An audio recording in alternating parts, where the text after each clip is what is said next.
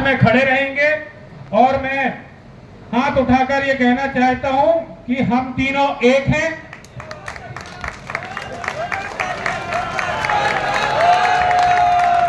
अब आपको जरूरत है कि एक रहना है और एक एक जीआरएस मध्य प्रदेश का 22 तारीख के कार्यक्रम को लेकर सहयोग करना है। नहीं, अभी जैसे रोशन भाई ने बात कही, उस बात को मैं रिपीट करता हूं कि अगर आपका सहयोग, क्योंकि कार्यक्रम बहुत बड़ा है, भारी बरसात में हमको ग्राउंड लेना है, उसमें एक बड़े स्तर का डोम बनाना है, ये सब अगर व्यवस्था नहीं हो पाई तो हमको डिसीजन लेके छोटा कार्यक्रम करना पड़ेगा। और कार्यक्रम में माननीय मंत्री जी उपस्थित होंगे और अगर आपकी मांगे पूरी नहीं होती तो आप प्रदेश संगठन को आरोप लगाने के लिए कोई हकदार नहीं होंगे। यह सब आप लोग की जिम्मेदारी है। कुछ लोग व्हाट्सएप में बैठकर घर में हमारे मिशन को कमजोर करते हैं, हमारी एकता पे सवाल उठाते हैं। मैं उनसे कहता हूं कि आपकी हिम्मत तो मीटिंग में आने की नहीं है। वो व्हाट्सएप में लिखना, मैसेज करना बहुत आसान है, ग्रुप के माध्यम से जो है लोगों को भ्रमित करना ये बहुत आसान है। ये गंदा काम छोड़ दें। ये 23,000 जीआरएफ के भविष्य का सवाल है। तो साथियों, इन भ्रामक लोगों से आप दूर रहें।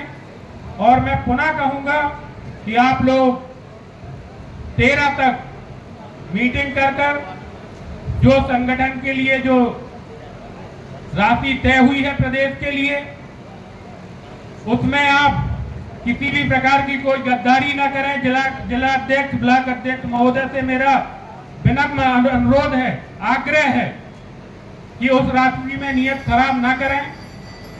राशि होने के होगी तो भोपाल में, और आज मैं मंच से कहता हूं कि आपने अगर सहयोग किया तो आज की डेट लिख लो, 8 जून, 1 साल के अंदर हम मुख्यमंत्री जी का कार्यक्रम इसी भोपाल में करके बताएंगे।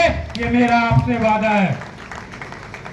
लेकिन अगर आपने गद्दारी करी, किसी भी प्रकार की साजिश करी, तो इसकी जिम्मेदारी ना रोशन परमार की होगी, ना जितेंद्र परमार की होगी, ना रितेश तिवारी की होगी। ये गद्दारी आप सब 23,000 लोगों की होगी।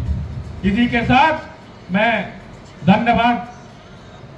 दूसरा मैं निवेदन करना चाहता हूँ, 11 और 13 आपका फिक्स है, आप 15 तक परिणाम दो।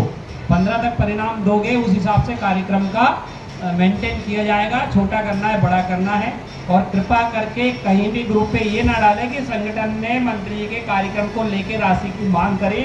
अगर ये शब्द आपने डाला तो कार्यक्रम निरस्त हो जाएगा। उसकी जवाबदारी जो ग्रुप पे डालेगा उसकी रहेगी, ना कि हमारी रहेगी। ये फाइनल बता रहे हैं आपको, है ना। और जो भाई साहब का जो कहना है और बिल्कुल यथार्थ सत्य है, हम सब एक हैं और एक रहेंगे और निश्चित तौर पर सफलता प्राप्त करेंगे।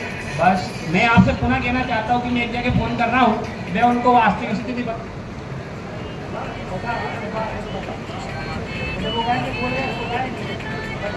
मैं अगर आप 5-10 मिनट मतलब आधे घंटे 1 घंटे बैठो, क्योंकि सभी का सुझाव आना है।